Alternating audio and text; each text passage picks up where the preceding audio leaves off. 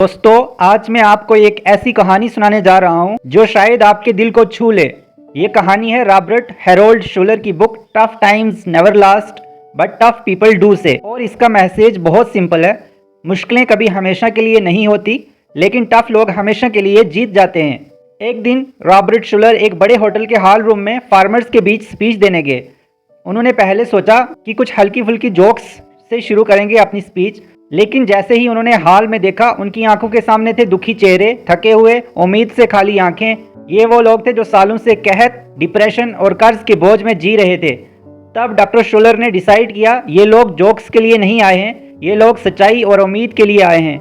और फिर उन्होंने शुरू की अपनी कहानी। उन्होंने बताया कि उनका बचपन एक छोटी सी फार्म पर गुजरा। गरीबी इतनी थी कि सर्दी के दिनों में कोल खरीदने के पैसे नहीं होते थे। उनका काम होता था खेतों में से बचा हुआ घास फूस लाना, ताकि वो रात को उसे जलाकर थोड़ा गर्म रह सकें। सोचिए जरा, एक छोटा बच्चा जो दूसरे बच्चों की तरह टॉयज नहीं इकट्ठे करता, बल्कि घास फूस इकट्ठा करता है, सिर्फ इसलिए ताकि रात को ठंड से बच सके। ये होता है असली टफ टाइम।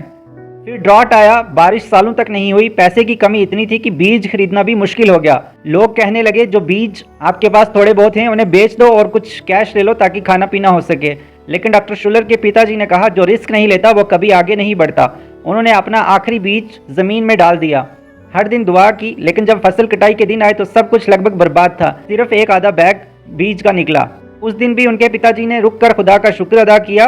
उन्होंने कहा, मैंने जितना जमीन में डाला था उतना वापस आ गया, मतलब मैंने कुछ खोया नहीं। दोस्तों, सोचिए जिंदगी के इस एटीट्यूड को। हम अक्सर थोड़ा सा नुकसान होते ही गिला शुरू कर देते हैं, लेकिन जो टफ लोग होते हैं वो हर छोटी बची हुई चीज में उम्मीद देख लेते हैं। और फिर आया उनके जीवन का सबसे बड़ा तूफान, एक ऐसा तूफान जिसने 10 मिनट में उनका पूरा घर, खेती, जानवर, 26 साल की मेहनत सब उड़ा दिया।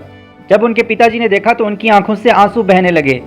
सोचिए, आपकी सारी जिंदगी की सेविंग्स, आपकी सारी मेहनत एक ही पल में उड़ जाए तो आप क्या करोगे।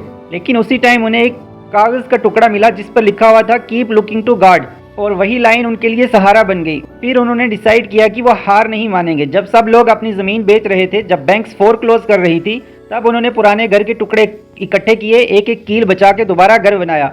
धीरे धीरे उन्होंने अपनी फार्म भी दोबारा खड़ी की और कुछ ही सालों बाद उन्होंने अपना पूरा मॉर्टगेज भी चुका दिया।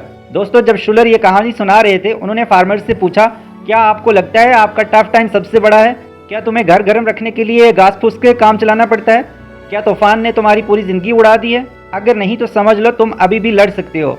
और उस हाल में हजारों लोग खड़े हो गए। उनकी आंखों में नए सपने, नए जज्बे थे, क्योंकि उन्होंने दिल से एक लाइन को महसूस किया था, tough time never last but tough people do.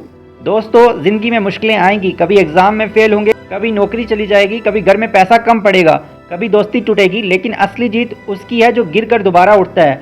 आज अगर आप अपनी लाइफ में स्ट्रगल कर रहे हो तो याद रखो, ये वक्त भी बीत जाएगा। बस टफ बने रहो, शुक्रिया करते रहो, रिस्क लो, और सबसे इंपॉर्टेंट, रुकना मत। मुश्किलें हमेशा के लिए नहीं होती, लेकिन टफ लोग हमेशा के लिए जीत जाते हैं।